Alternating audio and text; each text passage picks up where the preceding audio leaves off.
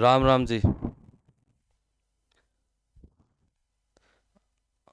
आवाज आ रही है?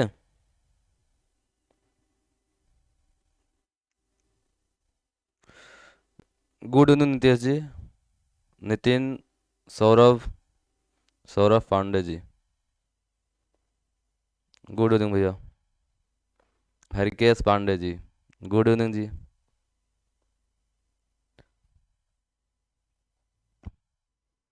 गौतम कुमार।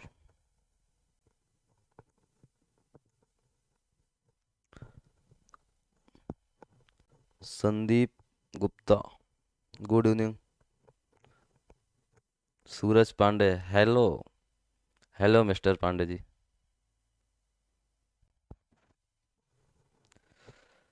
आवाज आ रही है ना सबको?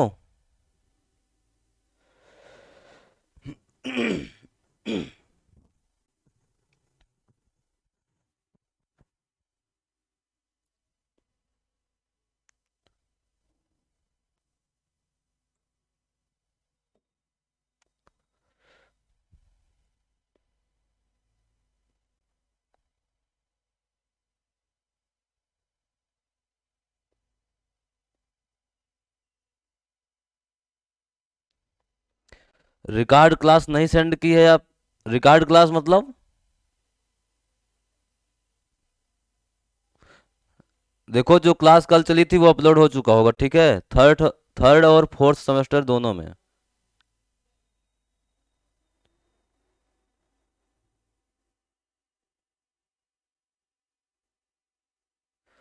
हाँ, अब हर चीज तो मजे के लिए नहीं किया जा सकता ना।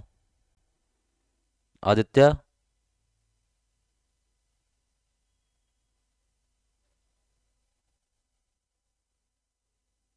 मजा बाहर से मत ढूंढो बच्चा, अंदर से ढूंढो।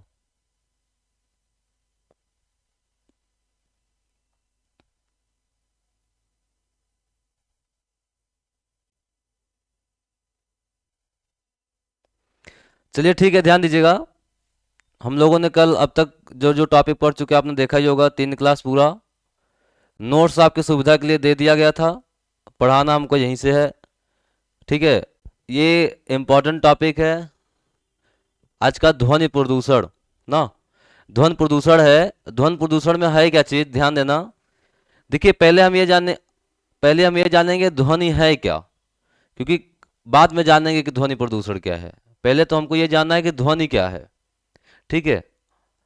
तो ध्वनि को हम और क्या बोल सकते हैं? आवाज। भाई, आवाज जो है वो भी तो ध्वनि है। ध्वनि प्रदूषण। देखिए, हर आवाज तो हमें प्रदूषण से नहीं बचा सकती। हर आवाज जो है वो प्रदूषण नहीं फैलाती है। ध्वनि प्रदूषण, इसी को आप बोल सकते हैं क्या? आवाज। इसी को आप बोल सकते हैं गूंज। इसी को आप बोल सकते हैं क्या? नाद। जब शंख बजाते हैं, महाभारत में आपने सुना होगा, शंखनाद ना। इसी को आप क्या क्या बोल सकते हैं? एक तो आप बोलते हैं क्या? ध्वनि ना। और इसका अन्य नाम क्या हो जाएगा? इसी को आप और क्या क्या बोल सकते हैं? गूंज। इसी को आप बोल सकते हैं नाद। इसी को आप बोल सकते हैं कोलाहल।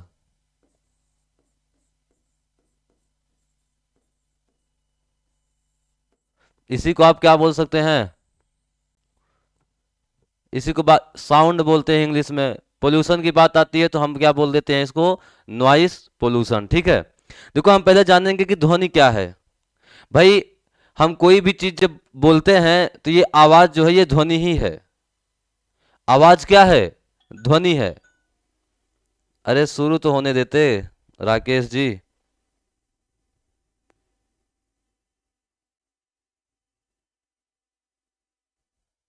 बोलिए। रुक रुक के चल रहा है।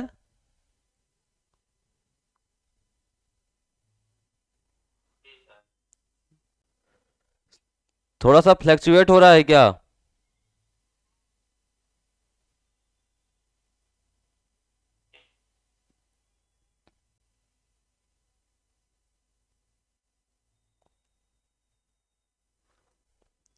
यार एक लोग बोल रहे हैं रुक रुक के चल रहा है, रुक रुक के चल रहा होगा तो बताइए, कोई प्रॉब्लम होगा तो आप बता दीजिएगा, ठीक है, हम उसको ध्यान देंगे, ठीक। देखिए आवाज क्या है, कोई भी चीज जब हम बोलते हैं तो वो आवाज है, लेकिन हर आवाज से हम प्रभावित नहीं होते हैं। जिस आवाज से अर्थात जिस ध्वनि से, जिस साउंड से हमारे आसपास जो भी साउंड हो रहे हैं, जो भी आवाज हो रहे हैं, जैसे एक साउंड ही तो निकल रहा है, तो हर साउंड से या हर आवाज से हम प्रभावित नहीं होते हैं, या हर आवाज हमारे ऊपर प्रतिकूल प्रभाव नहीं डालता है। जो हमारा श्रवण यंत्र है, अर्थात जो हमारा ये प्राकृतिक कान है, ये हमारी जो कान है जो हर आवाज को सुनता है, तो हर आवाज से ये प्रभावित नहीं होता है।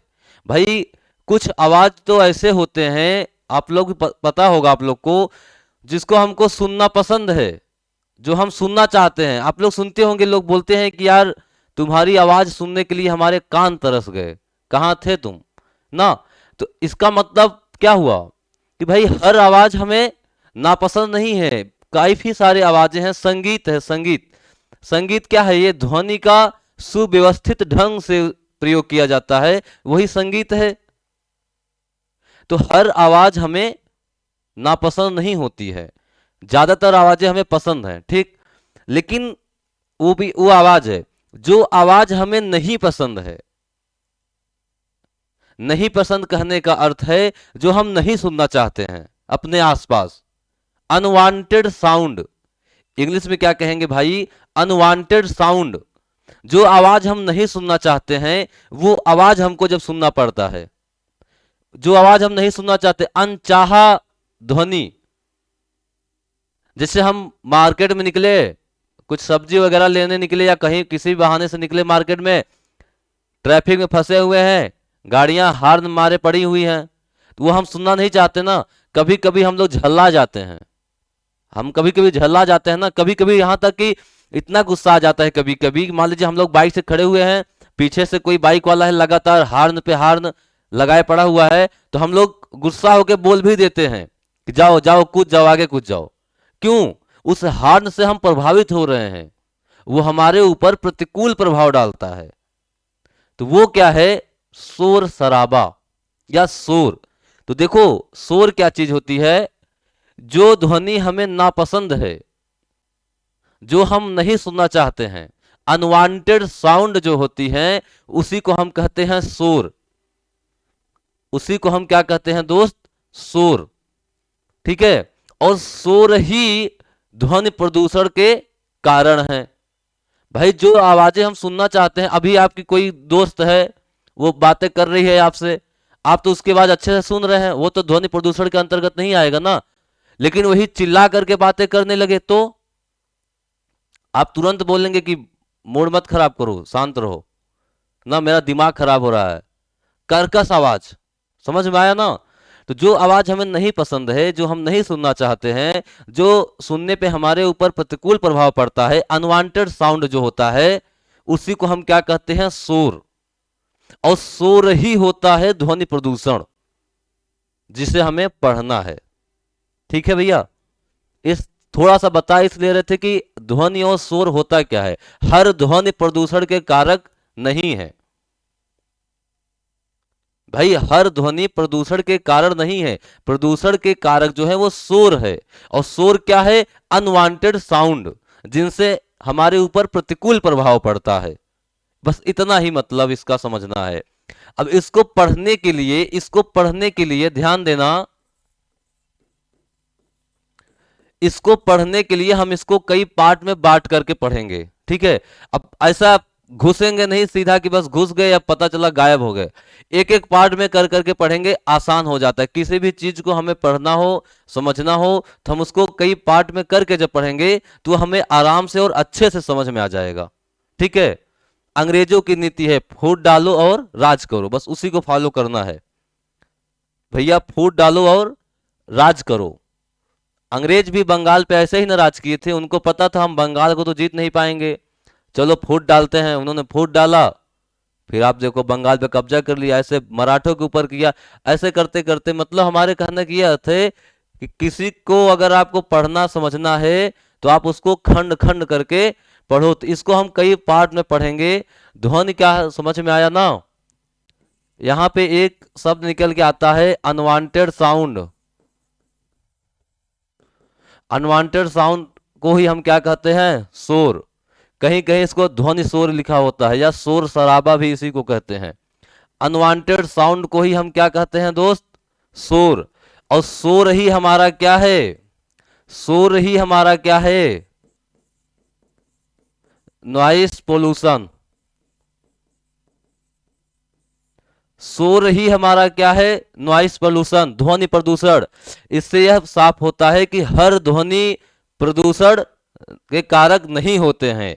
प्रदूषण के कारक हैं सिर्फ शोर, अनवांटेड साउंड, जो हमारे ऊपर प्रतिकूल प्रभाव डालते हैं, जिनसे हम झल्ला जाते हैं, चिड़चिड़ा जाते हैं, ठीक है, गुस्सा भी हो जाते हैं। ठीक, अब इसी को हमें समझना है। इसी से हमारे क्वेश्चन आते हैं।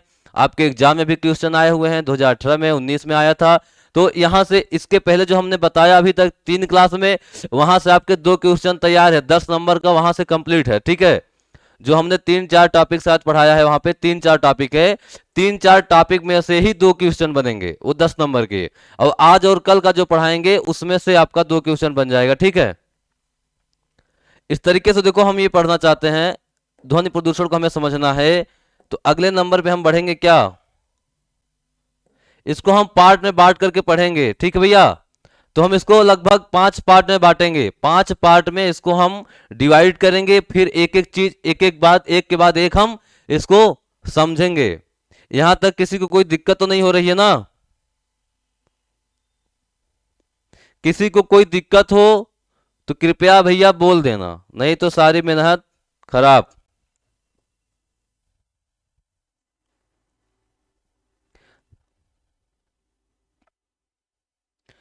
ठीक है, देखो एक चीज और जान लो, जब कोई ध्वनि ध्वनि प्रदूषण से सिर्फ हमें प्रतिकूल प्रभाव नहीं पड़ता, सिर्फ हम ही परेशान नहीं होते हैं, या हमारे ही ऊपर कोई प्रभाव नहीं पड़ता, सभी जीवधारियों के ऊपर पड़ता है, सभी प्राणियों के ऊपर पड़ता है, वनस्पतियों के ऊपर पड़ता है, जानवरों के ऊपर पड़ता है, सूक्ष्म जीवों के ऊपर पड़ता है, छोटे छोटे कीड़े मकोड़े होते हैं, कई तो कीड़े मकोड़े अत्यधिक ध्वनि प्रदूषण से मर जाते हैं तुरंत।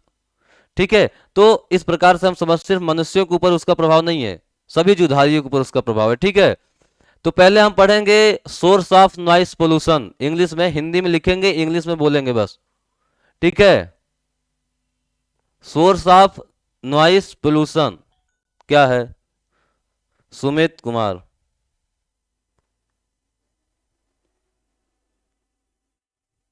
बोलिए।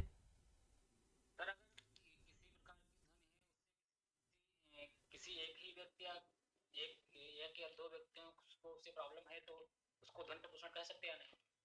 अच्छा ठीक है, अभी क्लियर कर देता हूँ।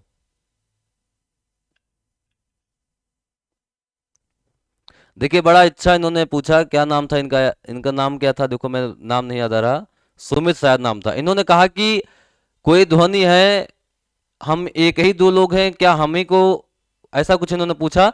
हम समझ गए, हम बोल नहीं पा रहे हैं, लेकिन देखो ध्वनि जो प्रदूषण होता है उसके दो एक होता है व्यक्तिगत, एक क्या हो गया दोस्त, एक क्या हो गया आपका, एक आपका हो गया, मान लो यहां पे मैं लिख दे रहा हूं व्यक्तिगत, क्या है व्यक्तिगत, ऐसी ऐसी ध्वनि जिससे सिर्फ और सिर्फ आप प्रभावित हो रहे हैं, वो क्या हो गया व्यक्तिगत। आप हेडफोन लगा लिए बड़ा सा, बोट कंपनी का या किसी भी कंपनी का, और आप भोजपुरी गाने सुन रहे हैं, हिंदी गाने सुन रहे हैं, हरियाणवी पंजाबी सुन रहे हैं, तेजी के साथ सुन रहे हैं, ठीक, आपका कान खराब होगा, आपके स्वास्थ्य पर प्रभाव पड़ेगा। ये सब क्या है, व्यक्तिगत है, तो इससे सिर्फ आप प्रभावित हो रहे हैं। तो ये ऐसा ध्वनि प्रदूषण है जिससे सिर्फ आप प्रभावित हो रहे हैं, वो क्या हो गया व्यक्तिगत। कोई उद्योग है, मान लीजिए कोई उद्योग है, इंडस्ट्री है, जहां पे खटर पटर खटर पटर खटर पटर बहुत सारी आवाजें हो रही हैं। मान लीजिए क्या है, कोई कोई उद्योग है, यहाँ पे बहुत सारी आवाजें हो रही हैं, यहाँ पे जितने कर्मचारी होंगे, जिस मशीन जो यंत्र काम कर रहा होगा, उसके आसपास जो भी कर्मचारी होंगे वो सभी प्रभावित होंगे, वो सभी प्रभावित होंगे।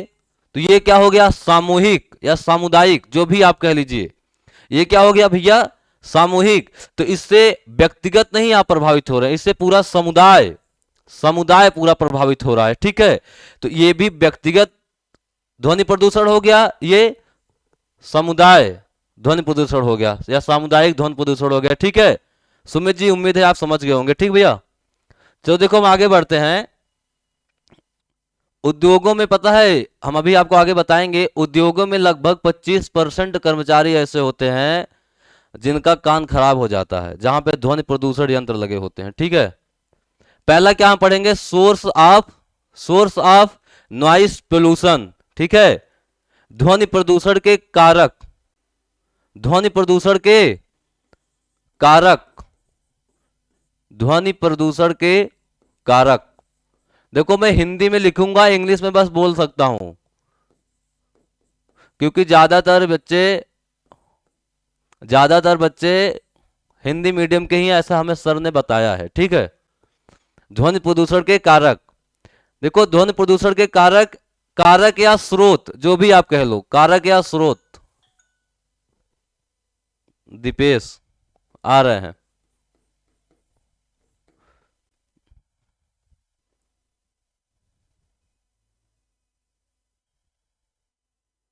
हाँ बोलिए। है तो थोड़ा यार बोल ही देते हैं थोड़ा बहुत।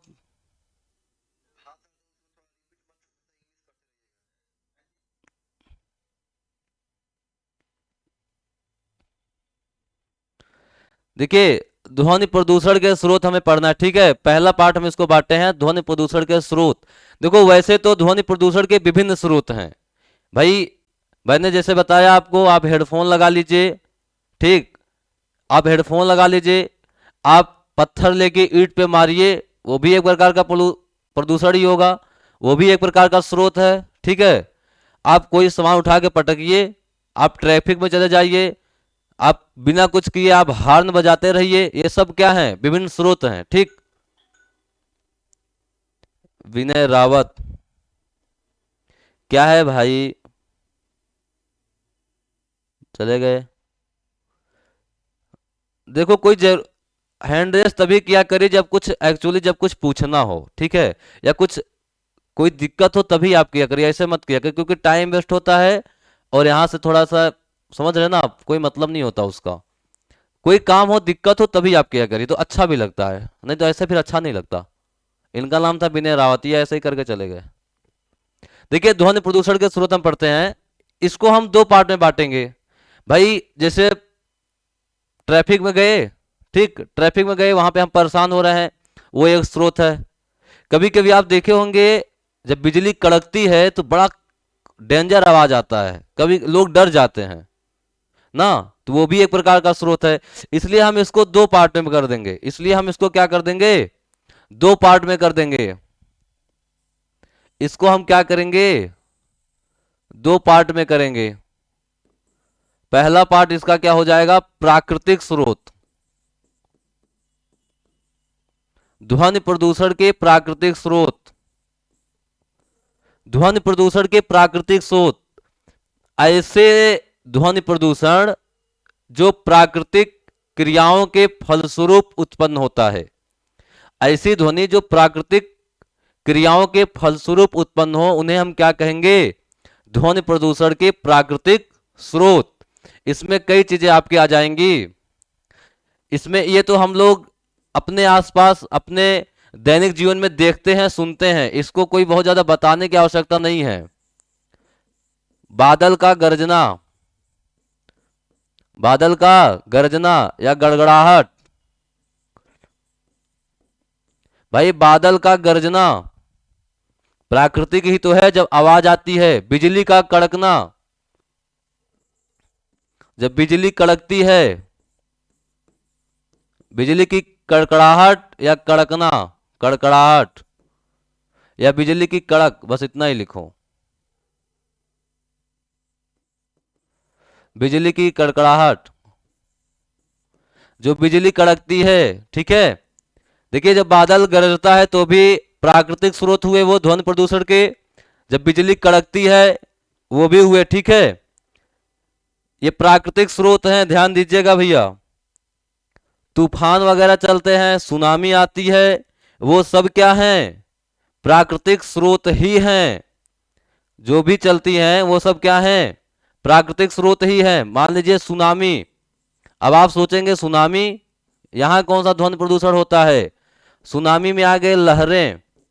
देखिए लहरें कहने का अर्थ है जो विकराल रूप धारण करती है, तालाब वाला लहर नहीं जो ऐसे ऐसे करके आता है। जब आप लहरों के पास जाएंगे वहां पर देखिए उससे प्रभावित होते हैं जो समुद्री जीव होते हैं, प्रभावित होते हैं जो समुद्री जहाज वगैरह होते हैं, वो सब बहुत सारे प्रभावित होते हैं उससे। ठीक है, सुनामी हो गया, लहरें हो गया। और आपका इसी में आ जाएगा ज्वालामुखी। ज्वालामुखी का विस्फोट। ज्वालामुखी का विस्फोट।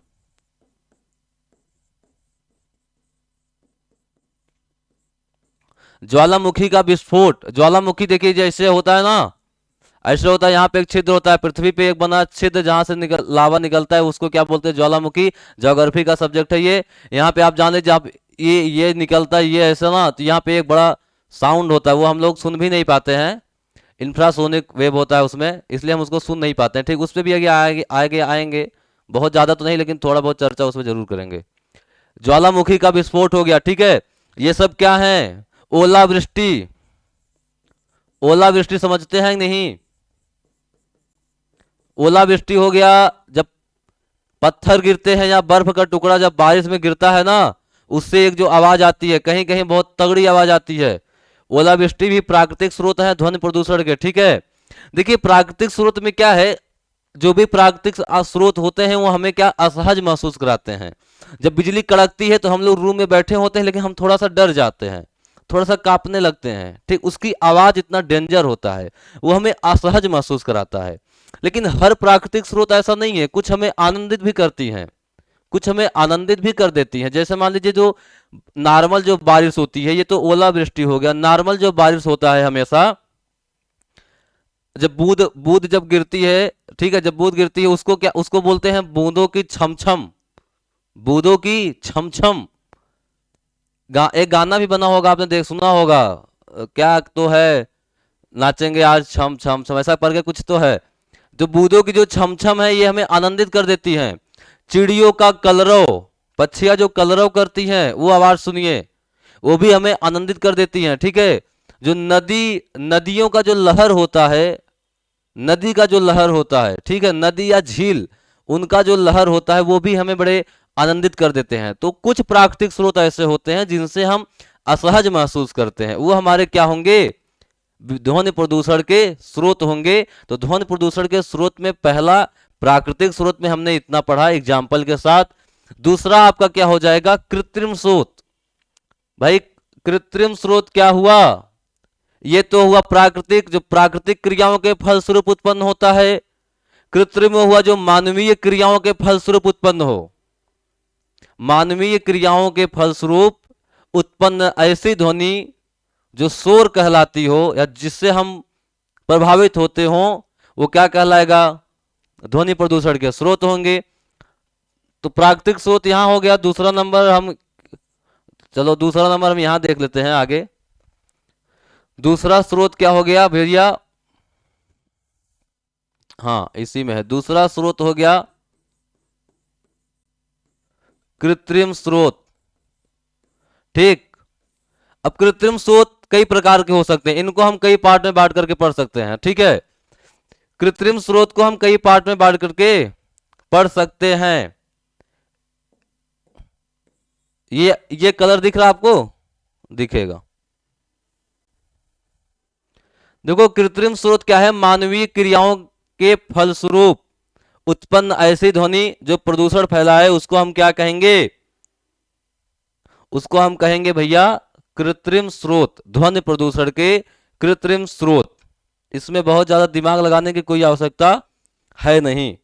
इसको भी हम चार प्रकार में बांट के पढ़ेंगे। ठीक है, इसको हम क्या करेंगे? चार प्रकार से बांटेंगे और फिर उसका अध्ययन करेंगे। देखिए ये आपके लिखने में सहायता करेगा, ऐसे आप लिखेंगे तभी आपका नंबर बढ़ेगा। ठीक,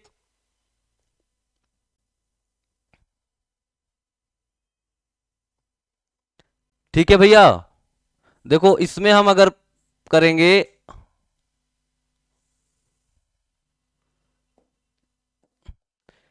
इसमें हम करेंगे, इसी को हम 4 पार्ट में बांट देंगे।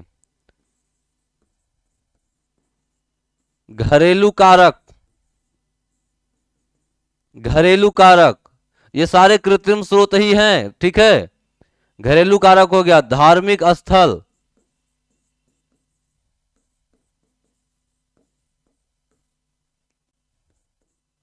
धार्मिक स्थल या मनोरंजन के साधन आप कुछ भी ले लीजिएगा, ठीक है भैया। व्यवसायिक, व्यवसायिक या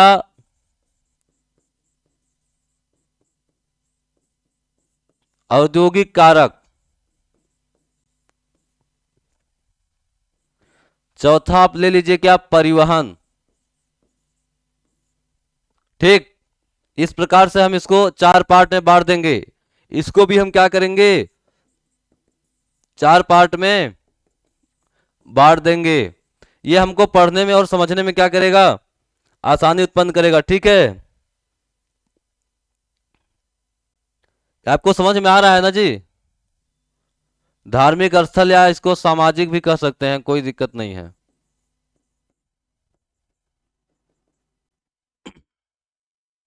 देखिए घरेलू कारक क्या है, घरेलू कारक क्या हुआ, घरेलू कहने का अर्थ है जो हमारे घर में उपयोग होता है, और घर में उपयोग होने वाली ऐसी ध्वनि जो हमें प्रदूषित करती हैं, जो शोर के दायरे में आती हैं, ठीक है। जो शोर, उसके आगे अभी आएंगे तो वो भी बताएंगे आपको, लेकिन हमको सिर्फ यहाँ पे ये समझना है कि घरेलू ऐसे कारक क्या होते हैं जो कृत्रिम स्रोत हैं, ठीक है। जैसे मान लीजिए टीबी, क्या है, टीबी, टेलीविजन। टेलीविजन देखिए जब आप तेज करते हैं, जब आप ऊंचे आवाज में सुनते हैं उसको, तो वो क्या है, शोर के अंतर्गत ही आता है। लोग बोलते हैं अरे यार थोड़ा धीमे कर लो, बोलते हैं ना लोग। कभी कभी बाहर के लोग भी बोल देते हैं कि आवाज थोड़ा अपने टीवी का आप धीरे कर लीजिए। रेडियो हो गया, रेडियो हो गया, घर में यूज होता है, घर में यूज होता है ना, रेडियो वगैरह जो घर में यूज होता है।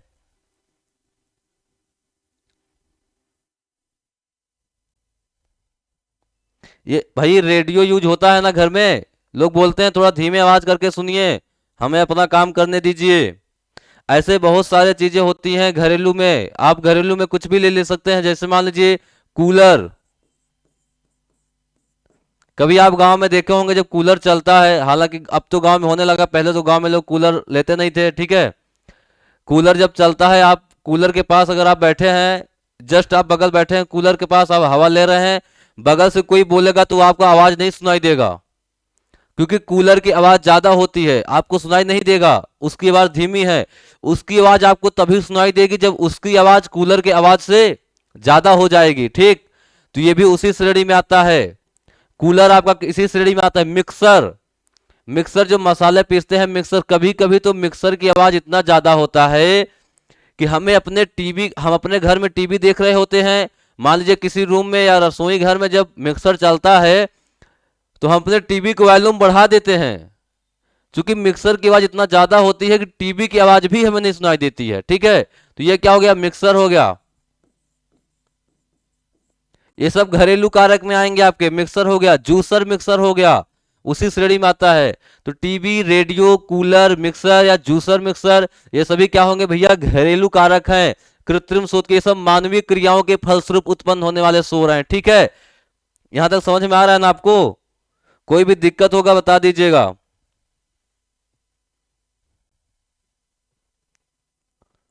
अगला नंबर हमारा क्या है, सामाजिक स्थल, धार्मिक स्थल, सॉरी, सामाजिक या धार्मिक स्थल, ठीक है।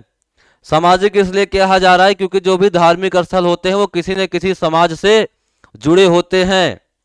हर धार्मिक स्थल किसी न किसी समाज से जुड़े होते हैं, ठीक है। अब देखो, अब देखो सामाजिक या धार्मिक स्थल में जैसे मान लीजिए कोई पूजा पंडाल हो रहा है, ठीक, पूजा पंडाल हो रहा है, पूजा, पूजा कहे या ना कहे आप, देखिए मंदिरों में जब बजता है कोई साउंड वगैरह बजता है, उससे जो आवाजें होती हैं वो भी शोर के दायरे में आती हैं। चाहे वो मंदिर में बजे या किसी मस्जिद में बजे, मस्जिदों में जो लाउड स्पीकर लगे होते हैं वो भी क्या हैं, आप सुनिए कभी ध्यान से, या ध्यान से मत सुनिए, छोड़िए, कोई मतलब नहीं है। मस्जिदों में जो लाउड स्पीकर लगे होते हैं वो भी क्या है, शोर के दायरे में आते हैं, ठीक है। कभी कभी इसके लिए आवाज भी उठती है, लोग बोलते भी हैं, इसीलिए इसको सामाजिक स्थल या धार्मिक स्थल कहा जा रहा है। बाजार, पूजा इसलिए हम काट दे रहे हैं। धार्मिक स्थलों पर बजने वाले लाउड स्पीकर, बस इतना ही हम लिख रहे हैं, ठीक। धार्मिक स्थलों पर बजने वाले लाउड स्पीकर, यहां से आप समझ जाइएगा, धार्मिक स्थल लाउड स्पीकर हम लिख दे रहे हैं। अब ये चाहे मंदिर में बजे, मस्जिद में बजे, गुरुद्वारा में बजे, या कहीं भी बजे, चर्च में बजे, चाहे जहां बजे, ठीक। ये शोर के दायरे में आता है। आपका हो गया सामाजिक में, आपका हो जाएगा क्या, बाजार। भाई बाजार में आप कभी जाइए, सब्जी मंडी वगैरह आप जाइए, देखिए आलू आलू, टमाटर टमाटर, या कुछ भी चिल्लाते रहते हैं, लौकी लौकी, पालक कोहड़ा, कुछ भी चिल्लाते रहते हैं। वो सब क्या है, चिल्लाते ही तो हैं, चिल्लाते ही तो है, अरे हटो, अरे हटो, इधर से हटो, उधर से हटो, अरे जाने दो भैया, जगह दो। ये सब क्या है बाजार में, ये सब शोर के दायरे में आता है। ये आपका आएगा सामाजिक धार्मिक स्थल। इसको जब आप लिखेंगे तो ऐसे लिखिएगा, सामाजिक डैश या कामा धार्मिक स्थल, ठीक है। लाउड स्पीकर हो गया आपका, या बाजार, बाजार में कई श्रेणी है, सब्जी मंडी हो गया, चौराहा हो गया, कोई गली हो गया, ठीक है। आप कहीं भी जाइए, आप देखिए इसी श्रेणी में आपका सब कुछ आ जाएगा, ठीक भैया। ये आपको समझ में आ रहा है ना। जब आप कहीं पार्क वगैरह में जाते हैं वो भी तो इसी श्रेणी में आएगा। पार्क में जाइए कभी, हालांकि पार्क में लोग बड़े शांत होते हैं, लेकिन काफी सारे पार्क होते हैं जहां पे बच्चे खेलते हैं, झूला वगैरह झूलते हैं, वहां देखिए, अरे मेरा बच्चा गिर जाएगा, अरे बेटा इस पे मत चढ़ो, मतलब अरे बेटा इस पे मत चढ़ो, ये तो मैं इस समझाने की भाषा में बोल रहा हूँ, बोलते तो बड़े डेंजर भाषा में वो लोग हैं। तो पार्क वगैरह हो गया, पार्क हो गया, और मान लीजिए हाँ, डिस्को हो गया, डिस्को स्थल, डिस्को, डिस्को जानते हैं ना आप, कभी कभी इसी को शायद बार भी कहते हैं, डिस्को स्थल, डिस्को बार कहते हैं। या अभी डिस्को स्थल होता है, फिल्मों में हम लोग देखते हैं ना, या कभी गए हो, हालांकि अभी तो हमें सौभाग्य नहीं मिला यहाँ जाने का। जैसे डिस्को में हम लोग फिल्मों में क्या देखते हैं कि वहां पे सब लोग जाते हैं, हालांकि थोड़ा सा लिए ले करके, उसके बाद एकदम मस्त हो जाते हैं, उसमें बहुत तेजी के साथ वहां पे आवाज होती है, ऐसा उनके झूमने से पता चलता है। जिस हिसाब से वो लोग झूमते हैं, झूमते तभी लोग हैं जब बहुत ज्यादा आवाज हमारे कानों पर पड़ते हैं, ठीक है। तो डिस्को बार या स्थल ये सब क्या हो गए आपके, डीजे वगैरह हो गए, जब आप शादी विवाह में डीजे बजाते हैं, साउंड बजाते हैं, वो सब भी क्या है, इसी श्रेणी में आएगा, ठीक है। इसके लिए कानून भी बने हैं डीजे वगैरह के लिए। चलो ये भैया सामाजिक धार्मिक से समझ में आ गया। अब आते हैं व्यवसायिक या औद्योगिक कारक पे। ये कृत्रिम स्रोत के अंतर्गत आएंगे, ध्यान देना। ध्वनि प्रदूषण के सिर्फ दो स्रोत, एक प्राकृतिक एक कृत्रिम। प्राकृतिक में मैंने बताया, कृत्रिम को हमने बांटा चार भाग में, दो समझा तो अभी और समझना है। तो ये कृत्रिम डाल के उसके अंदर आपको ये लिखना है, यहाँ पे ध्यान देना, आप भटकना नहीं है, ठीक भैया। तो देखो व्यवसायिक व औद्योगिक कारक, इसमें आपका क्या आ जाएगा, जो व्यवसाय से जुड़ा हो या जो उद्योग से जुड़ा हो, इसमें बहुत ज्यादा कुछ समझना है नहीं। जब आप कोई इंफ्रास्ट्रक्चर बनाते हैं, सड़क या पुल बनाते हैं, सड़क या पुल बनाते हैं, या जब कोई घर घर जब बनाते हैं, जो लेंटर होने लगता है, तो वहां पे देखिए एक मशीन आती है। पहले तो होता था कि श्रमिक उसको करते थे, बालू सीमेंट और गिट्टी वगैरह पानी से उसको मिलाते थे, लेकिन अब एक मशीन आ गई है अलग आकार का, अलग आकार का एक मशीन आ गई है, शायद ऐसा ही कुछ रहता है उसका आकार, वो ऐसे ऐसे ऐसे नाचता रहता है, ठीक है, पूरा यहाँ से ऐसे नाचता रहता है। उसमें गिट्टी डाल दिए, बालू डाल दिए, सीमेंट वगैरह डाल दिए, वो आवाज करता है, यहाँ से धूल भी उड़ाता है, कभी काफी मात्रा में गर्दा भी उड़ाता है। इसके आसपास आप खड़े नहीं हो सकते हैं जो नहीं रहे हैं धूल धक्कड़ में। और ये नाचता रहता है, ये आवाज भी करता रहता है, उसके आसपास बड़ी आवाजें होती हैं, ठीक है। या ये भी एग्जांपल हो, या आप मान लीजिए राइस मिल पे गए हैं कभी, आटा चक्की का जो मशीन वगैरह लगे होते हैं, जहां पे राइस मिल हो गया, धान कूटने वाला जो धनकुट्टी होता है, गांव की भाषा में बोलते हैं उसको राइस मिल, ठीक है। आटा चक्की जो हो गया, तो ये आप कुछ भी ले सकते हैं भाई, आटा चक्की यहां पे लिख दे रहे हैं हम, आटा चक्की हो गया। या सड़क या पुल, कुछ भी निर्माण में आपका जो भी उद्योग लगे होते हैं, बुलडोजर वगैरह जो होते हैं भाई, ट्रैक्टर वगैरह जो निर्माण कार्य में जो ट्रैक्टर लगे होते हैं, मैं उनकी बातें कर रहा हूं। निर्माण या औद्योगिक औद्योगिक इंफ्रास्ट्रक्चर में बहुत सारे यंत्रों का उपयोग किया जाता है, वो लोग इसी श्रेणी में आएंगे। इसमें आपका जो उद्योग लगे होते हैं, उद्योग, हाँ उद्योग, उद्योग में लगे अन्य विभिन्न प्रकार के जो यंत्र होंगे वो आपके इसी श्रेणी में आएंगे। ठीक है, व्यवसायिक और औद्योगिक में ही तो आते हैं आपके। सीमेंट उद्योग हो गया या कारखाना, वही चीज है, उद्योग या कारखाना एक ही बात है, कोई बहुत बड़ी बात नहीं है। ठीक है, ये चीज हो गया। चौथा आपका है परिवहन। देखो परिवहन को भी हम अगर बांटना चाहें तो 3 पार्ट में बांट सकते हैं। ठीक, अगर हम परिवहन को भी बांट करके पढ़ें तो हम परिवहन को 3 पार्ट में बांट सकते हैं। ये चौथा पॉइंट आपका था, क्या था, चौथा वाला ही हम यहां लिख दे रहे हैं। ये क्या है आपका परिवहन। परिवहन का या हुई यातायात में जो हम साधन प्रयोग करते हैं वही चीज है। ठीक है, इसको हम 3 पार्ट में बांट सकते हैं ना, इसको भी हम 3 पार्ट में बांट ही सकते हैं भाई। एक बांट देंगे स्थल परिवहन, एक क्या बांट दिए स्थल परिवहन, दूसरा हमने बांट दिया जल परिवहन, दूसरा हमने बांटा क्या वायु परिवहन, वायु परिवहन, तीसरा हमने क्या बांट दिया जल परिवहन। जल परिवहन को तीसरे नंबर पर इसलिए लिख लिया है क्योंकि ये सबसे कम प्रभावशाली होता है। ध्वनि प्रदूषण के श्रेणी में सबसे कम प्रभावशाली कौन सा परिवहन का कौन सा साधन सबसे कम प्रभावशाली होता है नॉइस पोल्यूशन में, तो वो होता है जल परिवहन। क्योंकि ये जहां ये चलते हैं उसके आसपास कोई बस्ती नहीं होती है। हाँ, इनसे समुद्री जीव जो होते हैं वो जरूर प्रभावित होते हैं। ठीक है, तो देखो स्थल परिवहन हो गया। स्थल परिवहन में क्या हुआ भाई, मोटर कारें जो चल रही हैं, मोटर कार हो गई, ट्रक हो गया, ट्रैक्टर हो गया, बुलेट हो गया। बुलेट में मतलब मोटर कार में सभी आ गए, मोटर वाहन हो गए। तो इसको हम पार्ट में क्या कर देंगे, जैसे मान लीजिए क्या हो गया ट्रैक्टर हो गया ना,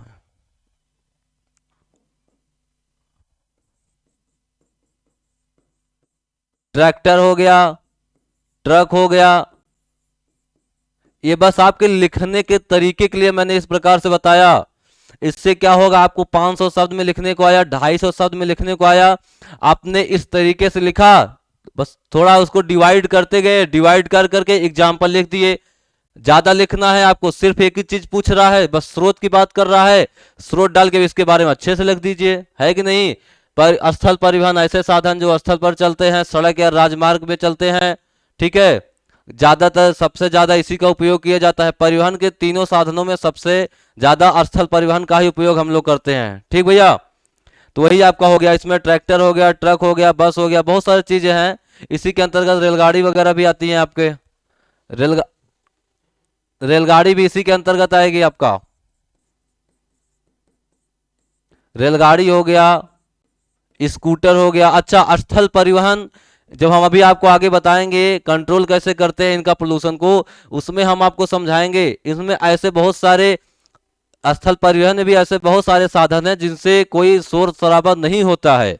ये ऐसे हैं जो शोर करते हैं, हम उसकी बात कर रहे हैं। ठीक है, आप ये मत सोचिए कि भाई ये जो इलेक्ट्रिक बस आती है आजकल, बैटरी से एक बस चलने लगी है, सिटी बस बैटरी से चलती है, उसमें बहुत ज्यादा शोर नहीं होता है। तो ये ऐसे बस हैं, ऐसे ट्रक, ऐसे ट्रैक्टर, रेलगाड़ी, स्कूटर। यहाँ पे हमने लिखा क्या है, पढ़ क्या रहे हैं, प्राकृतिक प्रदूषण के स्रोत, कृत्रिम प्रदूषण के स्रोत। तो हमें जो प्रदूषण करते हैं हमें वो लिखना है। ठीक, वायु परिवहन में जब हम लिखेंगे तो वायु परिवहन के अंतर्गत क्या हो जाएगा, सबसे नंबर 1 हवाई जहाज। हवाई जहाज जो है ये बहुत पोल्यूशन करता है।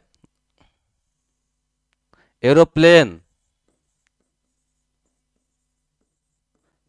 इसके आसपास अच्छा, इसीलिए जो हवाई अड्डे बनते हैं वो शहर के या जहां पे बस्ती होती है उससे दूर बनते हैं। हाँ, लेकिन वो अलग बात है, लोग अपने आर्थिक विकास के लिए हवाई अड्डे के आसपास जाकर के बस जाते हैं। कोई रेस्टोरेंट खोल लेगा, कोई बढ़िया लॉज खोल लेगा, कोई छोटा मोटा कुछ भी दुकान खोल लेगा, पान गुटखा चाय कुछ भी खोल लेते हैं, वो अलग बात है। ठीक है, इसलिए गवर्नमेंट इसको दूर कर बस्ती से दूर जाकर के बनाती है। अच्छा, हवाई जहाज क्या है? हवाई जहाज तो हमेशा ऊपर ही उड़ती है, भाई हमेशा तो ऊपर है उड़ता है, उससे तो कोई प्रभाव नहीं पड़ना चाहिए। लेकिन जब वो टेक ऑफ करता है, जब वो टेक ऑफ करता है या जब वो लैंडिंग करता है, तो हवाई जहाज उड़ान भरते समय और जमीन पर उतरते समय ही पोल्यूशन उसका मतलब प्रभावित होता है। ठीक है, मनुष्यों को प्रभावित तो तभी करता है जब वो टेक ऑफ करता है या जब उसकी लैंडिंग होती है। ठीक, आशुतोष कुमार, एक मिनट,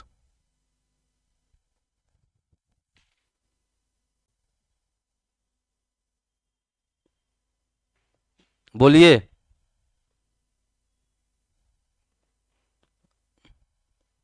आशुतोष जी बोलिए।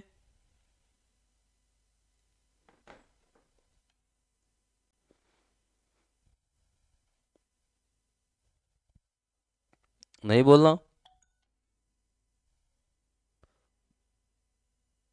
अरे बोलिए भाई, अरे बोलेंगे।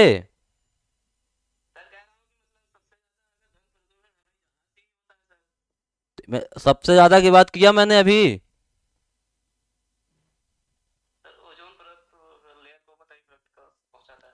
आगे, आगे कहीं की बात कहीं लेके चले गए।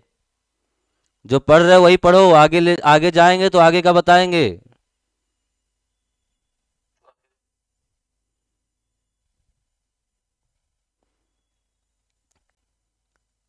ठीक है भैया, हवाई जहाज कहने का अर्थ है जब ये टेक ऑफ करता है और लैंडिंग होती है इसकी, तभी ये हमारे आसपास जो जीवधारी हैं या मनुष्य उनको प्रभावित करता है।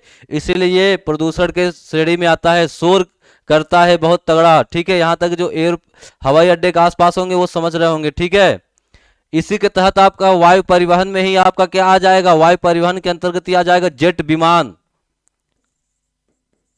जेट विमान,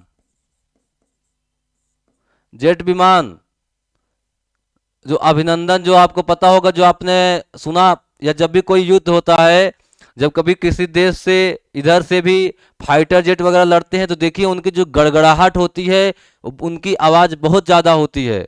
उसके आसपास जो होते हैं, जब आपका पता है जब आप सर्जिकल स्ट्राइक हुआ था, सर्जिकल छोड़िए, हाँ जो भी स्ट्राइक हुआ था, देखिए कश्मीर के लोग कह नहीं रहे थे कि पता नहीं, हमें कुछ नहीं पता, बस 4 बजे सुबह सुबह ही बहुत तेजी के साथ आवाज हो रही थी, हमें लगा किस चीज की आवाज है।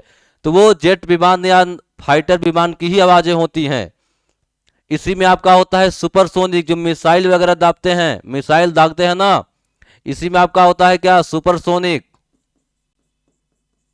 सुपरसोनिक विमान, सुपरसोनिक विमान। इन सब की आवाज जो होती है बहुत तेज होती है, इन आवाज की जो तीव्रता होती है ना वो बहुत तेज होती है, इसीलिए ये लोग आते हैं। हवाई जहाज भी उसके आगे कुछ नहीं है, हवाई जहाज से ज्यादा जेट विमान, उससे ज्यादा आपका सुपरसोनिक विमान। अच्छा, यहां तक तो ठीक है, एक अब तो नए में बन गए हैं हाइपरसोनिक। भैया सुपरसोनिक से भी ज्यादा आवाजें करती है वो, अभी बंगलोर में उड़ा था वो, तो उससे यहां तक कि प्रभावित हो जाता है, पदार्थ भी उससे प्रभावित हो जाते हैं। हमारे जो घर के जो खिड़की के सामने जो कांच लगे होते हैं शीशे, वो तक भी टूटने का चांस होता है और टूट भी जाते हैं। बंगलोर में टूटा था, इसीलिए न्यूज में आ गया था। ठीक, इतना शोर वो करता है, आप समझ जाइए, पदार्थ भी उससे प्रभावित हो जाते हैं। सिर्फ वही एक चीज है जिससे पदार्थ प्रभावित होते हैं, सॉरी। ठीक है, सुपरसोनिक विमान हो गया, हाइपरसोनिक विमान हो गया। युद्ध में वही युद्ध में प्रयोग होने वाले विभिन्न प्रकार के विमान, फाइटर जेट, ये सभी क्या हो गए, वायु परिवहन के ही श्रेणी में आते हैं। ठीक है, ये बोइंग वगैरह क्या है, इसी श्रेणी में तो आती है, बोइंग वगैरह, बोइंग 747, बहुत सारे चीजें, हवाई जहाज उसके सामने कुछ नहीं है। ठीक है भैया, देखिए जल परिवहन क्या है, परिवहन के तीनों साधनों में सबसे कम प्रभावशाली, सबसे कम प्रभावशाली क्या, कम प्रभावशाली, सबसे कम क्या लिखे, नहीं तो आप लोग सोचेंगे सबसे कम, कम प्रभावशाली, इन तीनों की बात हो रही है, इन तीनों में सबसे कम प्रभावशाली होता है जो जल परिवहन के साधन होते हैं। ठीक, जल परिवहन के साधन ज्यादा कुछ है नहीं, जैसे आपके जो जहाज वगैरह हो गए वही आपके क्या होते हैं, इसमें आते हैं, सबमरीन वगैरह हो गए, यही सब इसमें आते हैं। सबमरीन तो हमारी जो मनुष्य के सुनने की क्षमता है उससे ऊपर के हैं, हम लोग सुन ही नहीं पाते हैं। ठीक है, वो तरंगों के ऊपर डिपेंड करता है। अभी आगे बताएंगे अगर हो सकेगा तो। ठीक है, यहां तक समझ में आ गया ना भैया? जल परिवहन में आप डाल दीजिए पानी वाला जहाज, कुछ भी कह, जिसे शिप कह सकते हैं, शिप वगैरह कह सकते हैं। ठीक है, इसीलिए सबसे कम प्रभावशाली है, क्योंकि जैसे समुद्रों में देखिए जो चलता है, टाइम ही भाग रहा है, समुद्र में जो चलता है वहां की बस्ती आसपास होती नहीं है। ठीक है, तो ये हमारा पहले पार्ट में हम लोगों ने क्या पढ़ा, ध्वनि प्रदूषण के स्रोत। हमने ये कंप्लीट किया कि ध्वनि प्रदूषण के स्रोत होते क्या हैं। पहले तो ये जाना कि हर ध्वनि जो है वो प्रदूषण नहीं फैलाती है, प्रदूषण फैलाते हैं क्या, शोर। और शोर क्या है, अनवांटेड साउंड ही शोर है। सबसे सीधा और सरल भाषा में अनवांटेड साउंड शोर है, जिनसे हम नहीं सुनना चाहते हैं, जो हमारे ऊपर प्रतिकूल प्रभाव डालते हैं। ठीक, जिनसे हम चिड़चिड़ा जाते हैं, झल्ला जाते हैं, गुस्सा जाते हैं। ठीक है, पहला पार्ट इसका हम पढ़ लिए, क्या, इसके स्रोत। स्रोत हम पढ़े, जो कि बहुत ही इंपॉर्टेंट था। कभी कभी सिर्फ यही क्वेश्चन पूछ लेता है कि ध्वनि प्रदूषण के स्रोत समझाइए या बताइए, तो उसको आप इस तरीके से समझा या बता सकते हैं। ठीक है,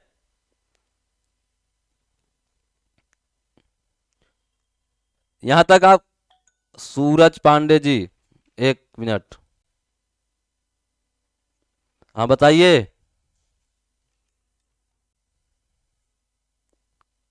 बोलिए भैया। बोल रहे हैं सर कि जो आपने बताया व्यवसाय जो आपने बताया जिसमें कि ट्रक और बता रहे थे आप, ट्रक और जो गाड़ियां चलती है वो व्यवसायिक नहीं नहीं है। नहीं नहीं नहीं नहीं नहीं नहीं नहीं नहीं नहीं, मैंने उसमें कहाँ बताया मेरे भाई। नहीं, आपने बताया ना कि व्यवसायिक के रूप में जो चलती है, जो ट्रैक्टर भी बताया आपने उसमें। हाँ हाँ, नहीं, औद्योगिक निर्माण में, देखिए जो औद्योगिक निर्माण में होते, इंफ्रास्ट्रक्चर में, हाँ जी सर। तो हाँ सर उसमें भी स्थल परिवहन में भी, दोनों में भी आ जाएगा सर ये। हाँ, आप उसमें लिखेंगे ना औद्योगिक निर्माण में उपयोग होने वाले ट्रक, तो वहां पे ट्रक का वहां पे संबंध हो गया, समझ में आया। हाँ, तो ट्रक तो एक ही तो होता है ना सर, जो स्थल का स्थल परिवहन ही तो होता है सर वो। श्रमिक कितने प्रकार के होते हैं, श्रमिक भी तो कई प्रकार के होते हैं, कहेंगे तो भैया श्रमिक होते हैं तो श्रमिक, कई श्रमिक होते हैं जो बैठ कर काम करते हैं, कई होते हैं मजदूर करते हैं 8 घंटे 10 घंटे, वही चीज यहाँ पे है। अच्छा अच्छा, समझ में आ ठीक गया। है सर, ठीक है सर। हम्म,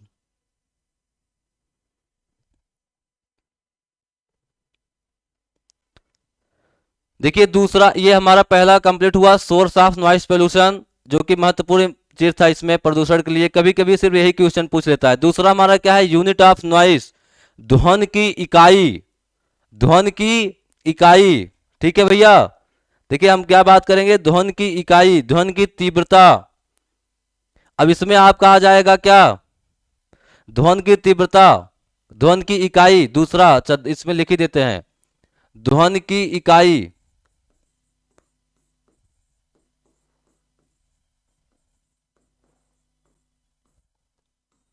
ध्वनि की इकाई कहने का अर्थ क्या है, यूनिट ऑफ, यूनिट ऑफ क्या हो जाएगा, नॉइस। ठीक, पोल्यूशन आप लगा लीजिएगा, कोई मतलब नहीं है। ठीक, क्योंकि हम लोग पढ़ तो रहे वही शोर के बारे में पढ़ रहे हैं। ठीक, तो देखो कोई भी जब ध्वनि होती है तो वहां पे जिसे शोर हो रहा है, ठीक, कुछ होते हैं जो क्षणिक होते हैं। क्षणिक कहने का अर्थ है कुछ समय के लिए। जैसे हम जब रेलवे स्टेशन पे जब हम खड़े होते हैं, अचानक से रेलगाड़ी का जब हॉर्न बजता है तो हम लोग अपने कान दबा लेते हैं, दबा लेते हैं ना, क्यों, क्योंकि वो अचानक से बहुत ज्यादा शोर कर देता है, अचानक से बहुत ज्यादा शोर करता है। ठीक, और कुछ ध्वनि होती है, जैसे हम कोई जब गाना सुनते हैं, अरिजीत सिंह वगैरह का, कुछ किसी का भी आप सुनिए, जो स्लो म्यूजिक और स्लो आवाज में होती है, तो हम काफी देर तक सुनते हैं।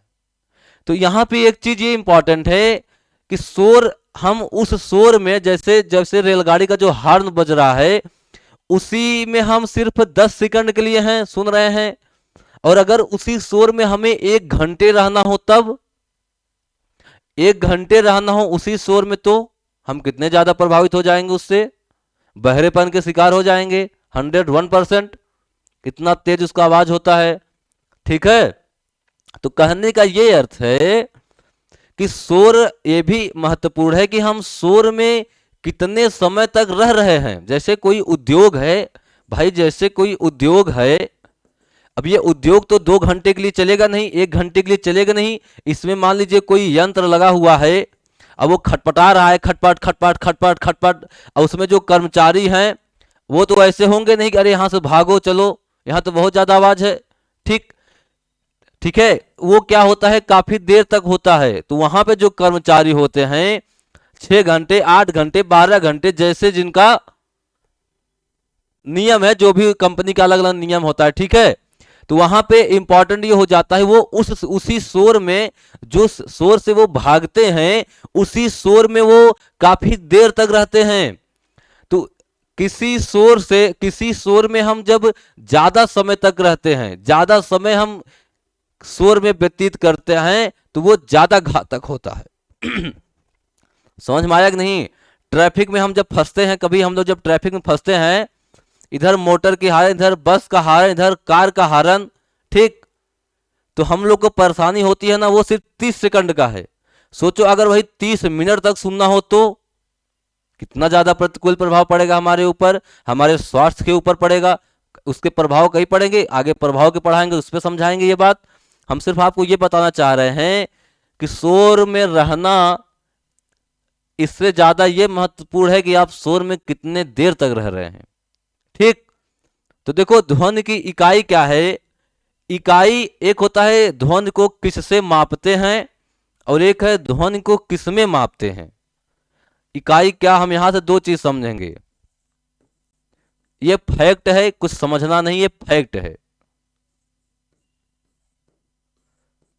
किसमें, तो ध्वनि को किसमें मापा जाता है दोस्त? डेसिबल में। किसमें मापा जाता है?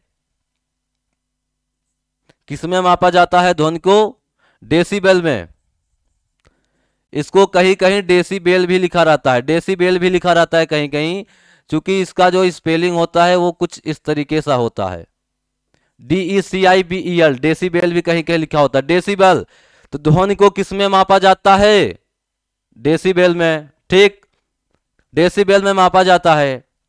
डेसिबल, 1 डेसिबल बराबर होता है, डेसिबल को शॉर्टकट में क्या लिखते हैं, इस तरीके से इसको दर्शाते हैं, स्मॉल डी कैपिटल बी, इसमें इसको दर्शाया जाता है। ठीक है, कभी कभी लोग small D capital B, small B भी यूज कर देते हैं, लेकिन वो सही नहीं है। स्मॉल डी कैपिटल बी, इसमें आपका एक डेसिबल बराबर क्या होता है? 1/10 बेल। बेल भी एक मात्रक है, बेल भी क्या है? एक मात्रक है। एक होता है फान, फान ये भी इसका इसी का मात्रक है। ठीक है, बेल हो गया, फान हो गया, डेसिबल होगा, ये भी सब इसी के मात्रक हैं। लेकिन मोस्ट इंपॉर्टेंट क्या है आपके लिए? डेसिबल। 1 डेसिबल बराबर क्या होता है? 1/10 बेल। ठीक, ये आपके पूछा था इसलिए मैंने आपको बता दिया, इंपॉर्टेंट भी है। ठीक है, आपके एग्जाम में पूछा जा चुका है, रिटर्न में पूछा गया है, इसलिए मैं बता दिया विस्तार से, क्योंकि आप इसको लिख लेंगे अच्छे से तो आपको समझ में आ जाएगा। ठीक है भैया, देखो ये हो गया किसमें मापा जाता है। एक होता है किससे मापा जाता है। क्या? किससे, किससे मापा जाता है? जैसे हम कहते हैं तापमान को हम किससे मापते हैं? थर्मामीटर से। तापमान को हम किससे नापते हैं? थर्मामीटर से। लेकिन हम तापमान को किसमें मापते हैं? सेल्सियस में मापते हैं, फ़ारेनहाइट में मापते हैं, केल्विन में मापते हैं। तो कहने का ये अर्थ होता है कि ये आपका होता है क्या? मात्रक। इसी को बोलते हैं इकाई। इसी को क्या बोलते हैं? इकाई, यूनिट। इसी को क्या बोलते हैं? यूनिट। ध्वनि की यूनिट क्या है? डेसिबल। टेम्परेचर की यूनिट क्या है? 3 है, फ़ारेनहाइट है, केल्विन है, सेल्सियस है। ठीक, लेकिन ध्वनि, तापमान को किसमें मापा जाता है? किससे मापा जाता है? थर्मामीटर से। वैसे इसको आपका आइडियोमीटर से मापते हैं, आइडियोमीटर। ध्वनि की तीव्रता, यहां पे ध्यान देना, ध्वनि की तीव्रता। देखिए ये फैक्ट है, यहां पे बहुत ज्यादा आपको दिमाग लगाने की आवश्यकता नहीं है। एक और होता है आपका लार्म बैरोमीटर। लार्म बैरोमीटर ये मोस्ट इंपॉर्टेंट, यही पूछता है ज्यादातर, वो पूछेगा भी नहीं और जल्दी आपको मिलेगा भी नहीं कहीं पे। इसको बोलते हैं लार्म बैरोमीटर। ये ना ही आपको जल्दी कहीं मिलेगा, ना ही ये पूछता है। पूछता यही है आइडियोमीटर, ध्वनि की तीव्रता किससे मापते हैं? आइडियोमीटर से नापते हैं, बराबर। यह है ध्वनि की तीव्रता। जैसे मानिए कहीं पे कोई ध्वनि हुई, भाई हम बोल रहे हैं, आप तक आवाज पहुंच रही है, कैसे पहुंच रही है? अभी हम इसको यदि निकाल दें, आवाज नहीं पहुंचेगी ना, जब तक ये सुनाई देगा। ये क्या है? माइक्रोफोन है। इसका काम क्या है? इसका काम क्या है? ध्वनि ऊर्जा, जो हम बोलते हैं एक एनर्जी ही तो है, ध्वनि ऊर्जा को विद्युत ऊर्जा में कन्वर्ट कर देना। ध्वनि ऊर्जा को विद्युत ऊर्जा में कन्वर्ट कर देना इसका काम है। ये क्या है? माइक्रोफोन। माइक्रोफोन ये ध्वनि की इकाई से ही संबंधित होता है आपका। माइक्रोफोन क्या हो गया? जैसे मान लीजिए माइक्रोफोन, माइक्रोफोन क्या है भाई? ये ध्वनि ऊर्जा को विद्युत ऊर्जा में कन्वर्ट कर देता है। ध्वनि ऊर्जा को विद्युत ऊर्जा में कन्वर्ट कर देता है।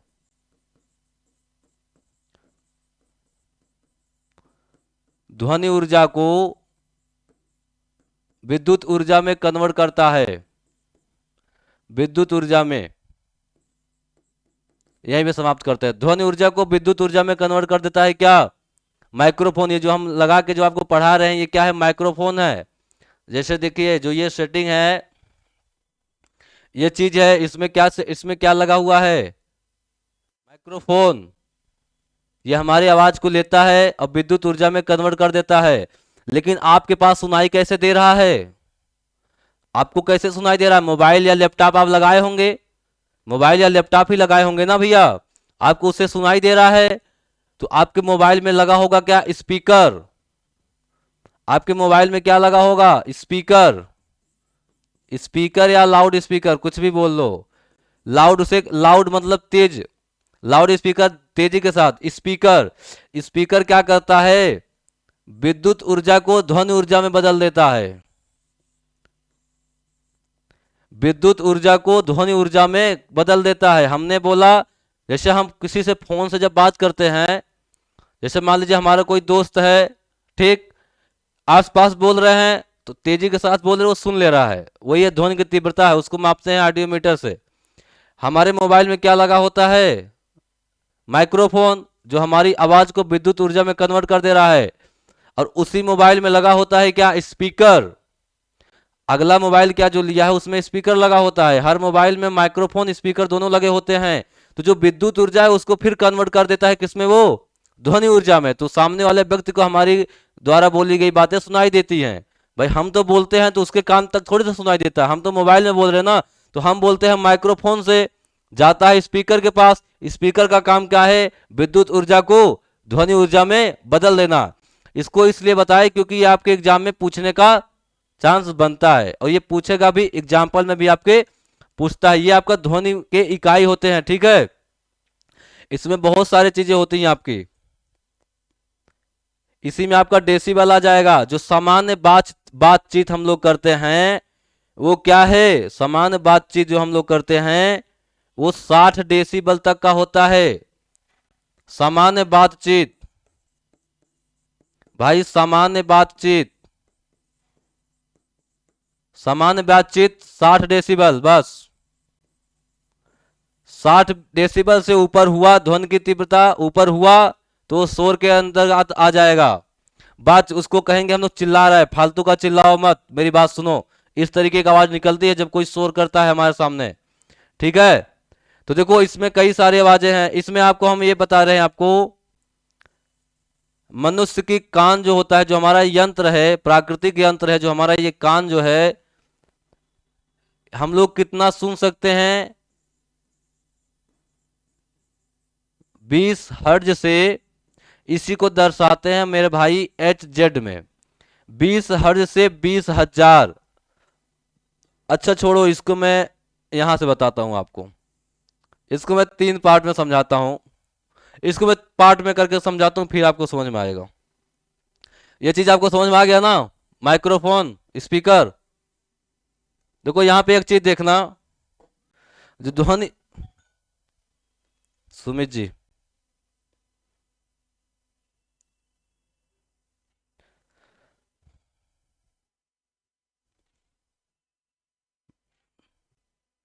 कहाँ चले गए भाई?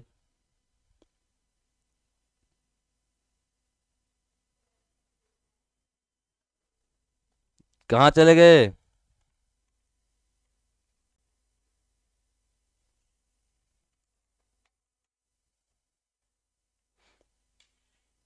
चलो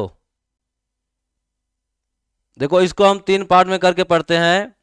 एक होता है हमारा श्रव्य, एक होता है क्या?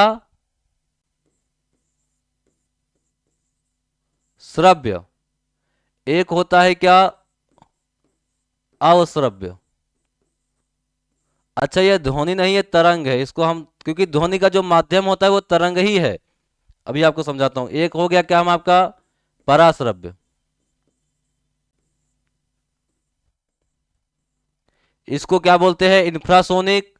इसको बोलते हैं क्या? अल्ट्रासाउंड। ठीक है। और इसको बोलते हैं सिर्फ सोनिक। इंग्लिश अब लिखेंगे नहीं। इसको क्या बोलते हैं? चलो भाई लिख ही दे रहे हैं। इंफ्रासोनिक हो गया, ये आपका सिर्फ सोनिक हो गया। ये आपका क्या हो गया? अल्ट्रासाउंड।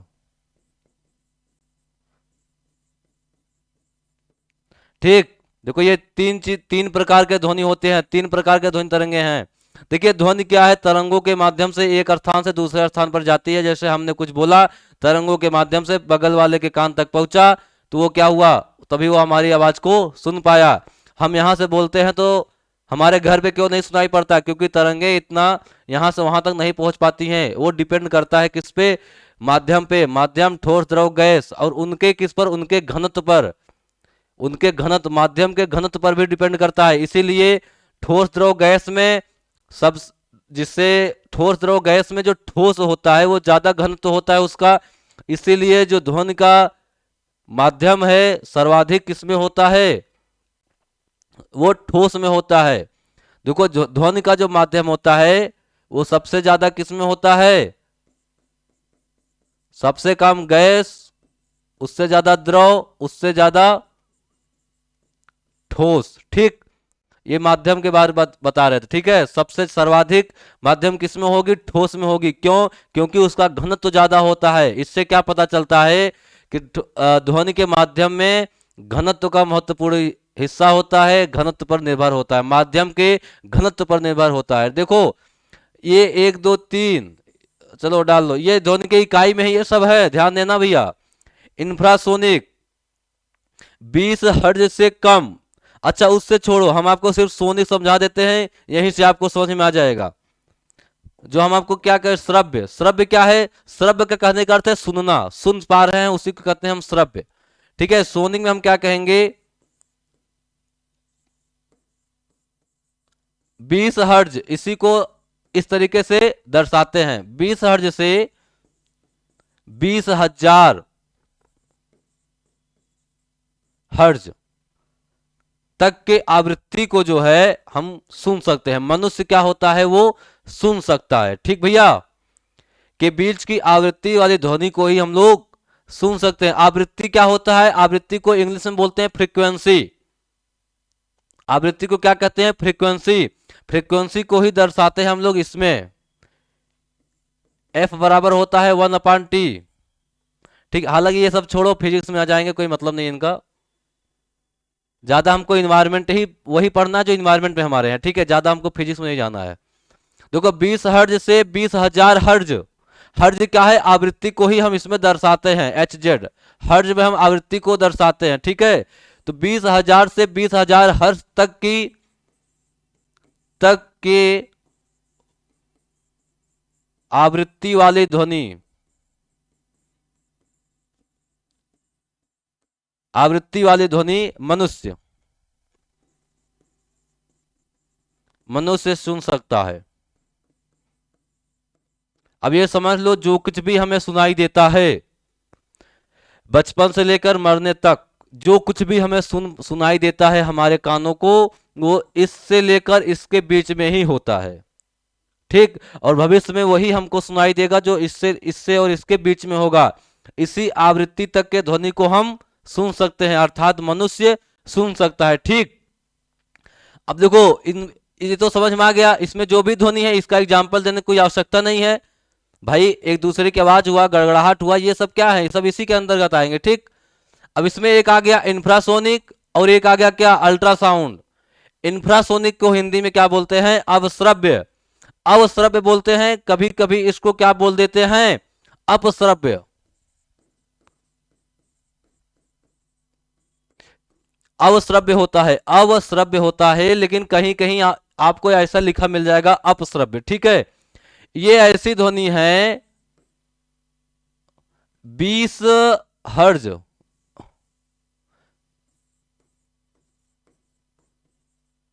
20 हर्ज से कम, ये चीज है ना भाई, इसके और इसके बीच में मनुष्य सुन सकता है। इससे जो कम आवृत्ति की ध्वनि होगी वो इंफ्रासोनिक होते हैं। 20 हर्ज से कम की आवृत्ति, कम की आवृत्ति वाली ध्वनि, आवृत्ति वाली ध्वनि मनुष्य नहीं सुन पाता, ये समझ लो। अरे यार, 20 हर्ज से कम, ये सब लिखने में गड़बड़ हो जाता है।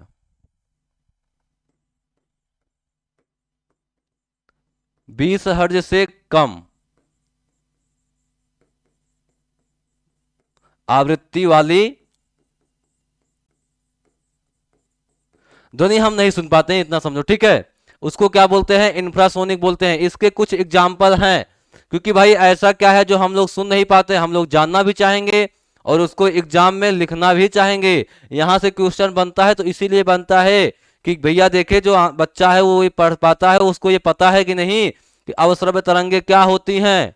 सिर्फ ये याद कर लेना कि 20 हर्ज से कम आवृत्ति वाली ध्वनि अवश्रव्य तरंगे होती है, इंफ्रासोनिक होती हैं, तो वो कोई मतलब नहीं है उसका। ठीक है, इसमें कुछ बातें आपका आएंगे, उसमें कुछ बातें आएंगी, जैसे मान लीजिए क्या, ज्वालामुखी विस्फोट, जैसे जैसे क्या, ज्वालामुखी विस्फोट, इसको सिर्फ हम लोग, इसको कभी हम लोग सुन पाते हैं? नहीं सुन पाते।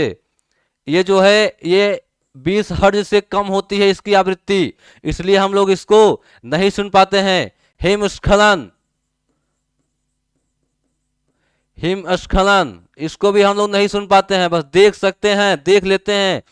इसका एग्जाम्पल आपको बाहुबली मूवी में मिल जाएगा, बाहुबली पहली वाली जो आई थी उसमें देखिए, इसमें क्या होता है, जैसे कोई पहाड़ है उसके ऊपर बर्फ है, अचानक से आप देखेंगे बर्फीला जो तूफान चलता है तो बर्फ क्या है तेजी के साथ नीचे आने लगते हैं, तो लोग डर जाते हैं। बाहुबली में एक सीन है इसका, हिमस्खलन, इसको इसकी जो आवाज होती है हम लोग इसको सुन नहीं पाते हैं, हाँ बस देख लेते हैं कुछ हो रहा है।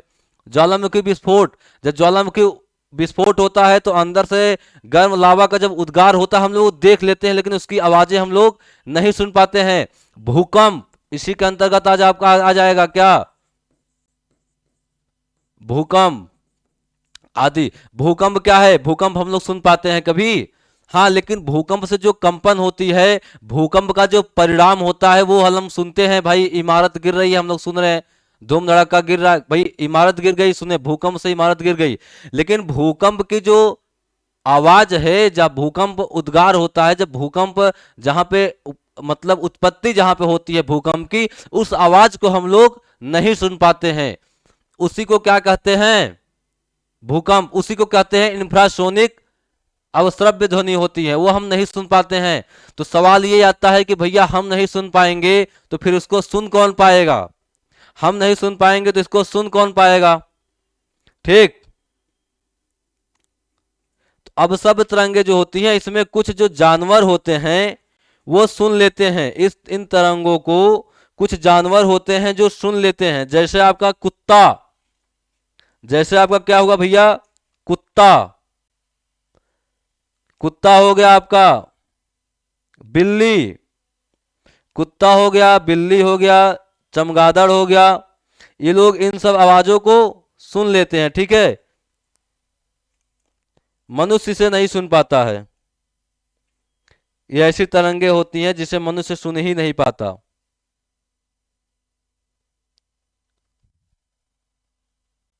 कुत्ते बिल्ली चमगादड़ वगैरह जो हैं वो इसको सुन लेते हैं। ठीक है,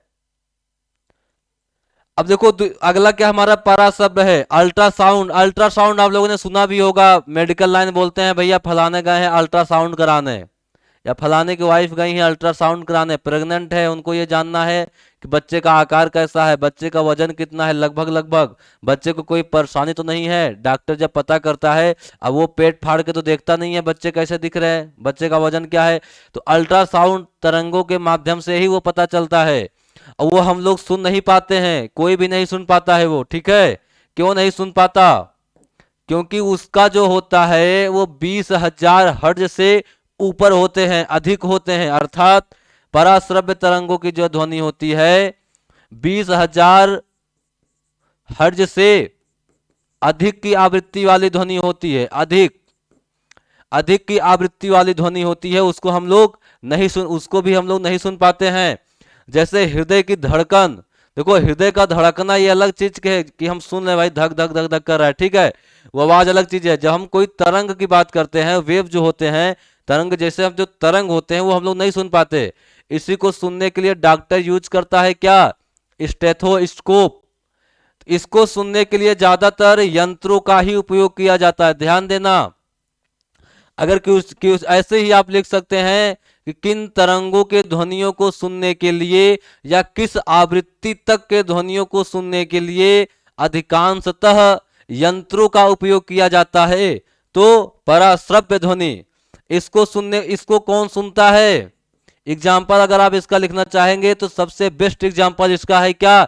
गंगेटिक डॉल्फिन। डॉल्फिन नाम सुना होगा आपने, भारत का जलीय जीव है। डॉल्फिन जो होता है, इसमें चमगादड़ इसमें भी आ जाएगा,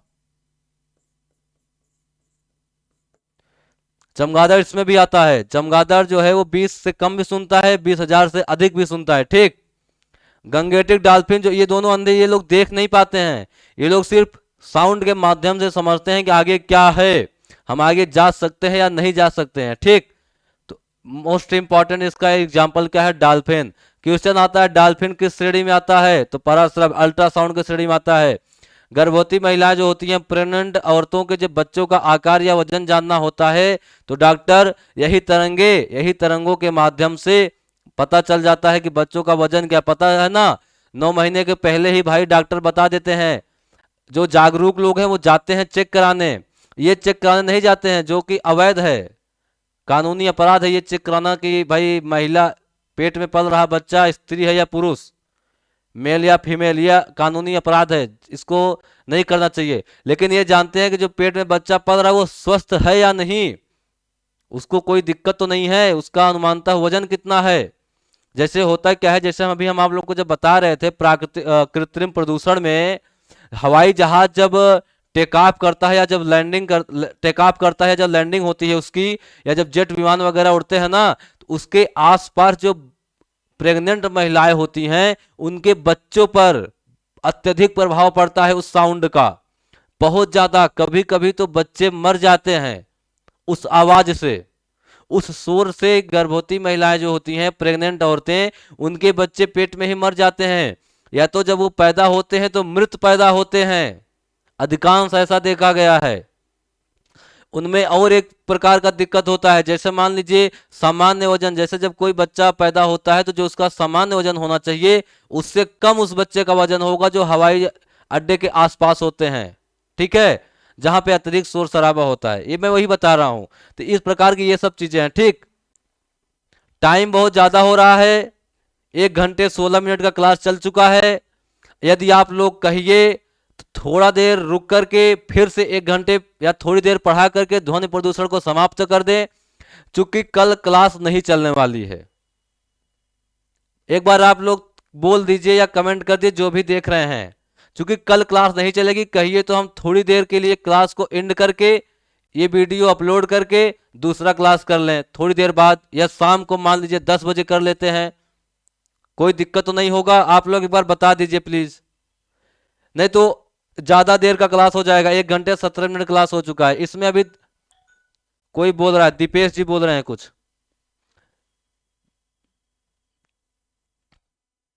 हाँ दीपेश जी बोलिए।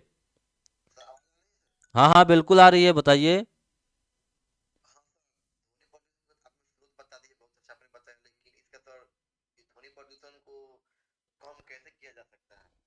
मेरे भाई मैंने क्या बताया कि मैं इसको 5 पार्ट में पढ़ाऊंगा ना। तो ये तो पहला पार्ट था, उसके स्रोत। दूसरे पार्ट थे क्या, इसके इकाई। अभी इसमें आएगा जो आप पूछ रहे हैं उसका क्या मतलब, उसको कैसे कंट्रोल करेंगे, यही है ना।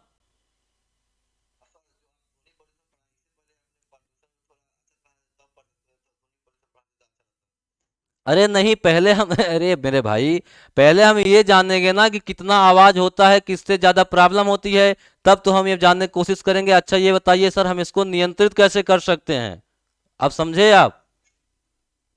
पहले प्रॉब्लम आती है, फिर उसके समाधान आते हैं। लेकिन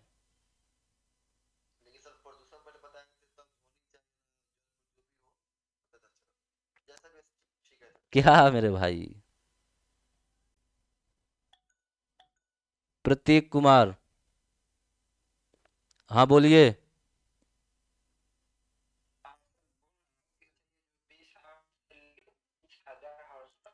आपकी आवाज कट रही है, आपकी आवाज कट रही है, आपकी आवाज कट रही है, आपकी आवाज कट रही है प्रतीक जी।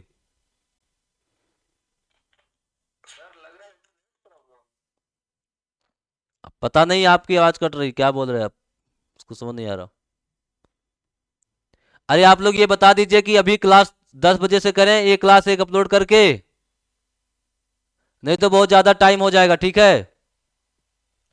क्योंकि अभी हम आपको सिर्फ एक दो ही चीज पढ़ाए हैं, source of noise pollution, unit of noise. अभी आपको पढ़ना है 3 चीज। इफेक्ट ऑफ नॉइस पोल्यूशन, मतलब ध्वनि प्रदूषण के प्रभाव। उसके बाद आप पढ़ेंगे एक्सेप्टेबल नॉइस लेवल। उसके बाद आप पढ़ेंगे different method of minimize noise pollution. Last में हम बताएंगे कि हम ध्वनि प्रदूषण को नियंत्रित कैसे कर सकते हैं।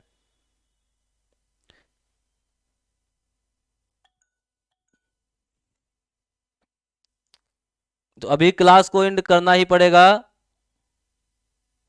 हाँ बोलिए। हाँ सर, अब आवाज आ रही है। हाँ हाँ बोलिए। सर बोल रहा हूँ, जो ये 20 हर्ट्ज से लेके 20,000 हर्ट्ज तक जो वॉइस है सर, इसका डिस्टेंस भी होगा ना कि इतना डिस्टेंस में इतना आवाज जा सकता है। वही तो मैं बोला, वो तो वही। क्या। हाँ हाँ, बोलिए। वो निर्भर करता है ध्वनि की तीव्रता पर। बोलिए सर। वो निर्भर करेगा ध्वनि की तीव्रता पर। जी। ध्वनि की तीव्रता और ध्वनि का जो माध्यम है, ठोस द्रव गैस, उस पर निर्भर करता है, ठीक। कितनी दूरी तक जाएगा। Yes sir. हाँ। ये बताइए, क्लास अभी थोड़ी 10 बजे से करें। अच्छा सर, सर और लोगों से भी पूछ लीजिए।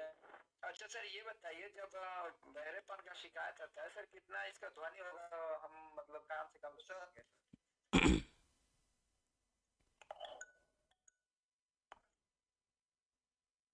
हाँ दीपेश बोलिए। सर बोल रहा हूँ अगर 20 हंड्रेड से वो है 20 हंड्रेड मतलब माना कि इसको आप आपसे बात कर रहा हूँ, स्पीड कितना स्पीड से ज्यादा है।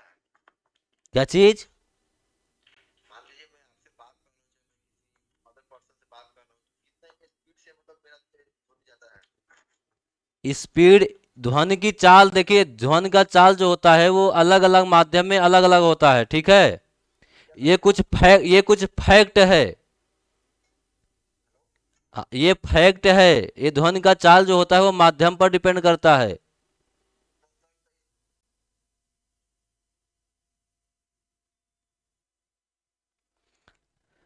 चलिए ठीक है, देखिए यहाँ तक हो गया। अभी 3 चीज से पढ़ना है। ये क्लास आपका 10 बजे से फिर लाइव होगा। कुछ सवाल भाई उसमें कर लीजिएगा, बिना मतलब क्लास टाइम ज्यादा हो रहा है, ठीक है। बोलिए बोलिए, जल्दी बोलिए। Hello sir. हाँ जल्दी बोलिए, बंद करें हम। सर सर हमने बताया कि 20 हज़ार मीटर से मतलब ज्यादा हम लोग सुन नहीं सकते, तो सर जो अल्ट्रासाउंड होता है सर, उसमें जैसे कैसे वो सुनाई नहीं देगा, तो सर कैसे कुछ प्रभाव कैसे डालेगा सर। भाई अरे मेरे भाई, वो यंत्र के माध्यम से डॉक्टर सुनता है ना। यंत्र का स्टेटोस्कोप का उपयोग करिए, आप भी सुनिए। यंत्र के माध्यम से डॉक्टर सुनता है, फिर हमें बताता है परिणाम। सर तो बच्चे के ऊपर कैसे प्रभाव, तो डॉक्टर सुनता है ना सर, तो बच्चे को कैसे सुनाई देगा, उसको सुनाई ही नहीं देगा ना। डॉक्टर अहो, मैंने कहाँ बोला कि ध्वनि की वजह से डॉक्टर को वो बच्चे के ऊपर प्रॉब्लम होती है। सर आपने बताया ना कि बच्चे कभी कभी मतलब मर भी जाते हैं उसमें। हाँ, मर जाते हैं हवाई जहाज की आवाज, तो हवाई जहाज की जो आवाज होती है वो 20 से 20 हजार के अंदर होता है। जी सर। मैंने ये बताया था। जैसे अल्ट्रासाउंड ज़्यादा कराने पे सर आपने बताया कि जैसे हार्म होता है बच्चे के ऊपर। नहीं, मैंने ये तो नहीं बताया कि ज्यादा कराने से, ये आप बता रहे हैं। अच्छा चलिए ठीक है सर। देखो, आप लोग ये नहीं बता रहे हो कि क्लास को अभी द एंड करके 10 बजे से करें या नहीं करें। इसके आगे 3 चीज है, हम लोग 10 बजे से पढ़ेंगे। यदि 10 बजे से क्लास नहीं चलती है तो ये क्लास आपका कल चलेगा भी नहीं, ये क्लास आपका चलेगा परसों। कल क्लास बंद रहेगा। दीपेश जल्दी बोलो भाई। 10 बजे क्लास चलाएं कि नहीं चलाएं? आज ही के लिए बोल रहा हूं, 10 बजे से क्लास चला करके ध्वनि प्रदूषण को समाप्त कर दूं ना। ठीक है सर ठीक है ठीक हाँ, इसको मैं समाप्त कर देता हूँ। अगर 10 बजे से क्लास नहीं चलती है तो फिर कल क्लास नहीं चलेगी, परसों फिर इसी टाइम शाम को 7 बजे क्लास चलेगी, ठीक। है। Okay okay. हाँ, अभी क्लास को बंद करें, ठीक है भैया।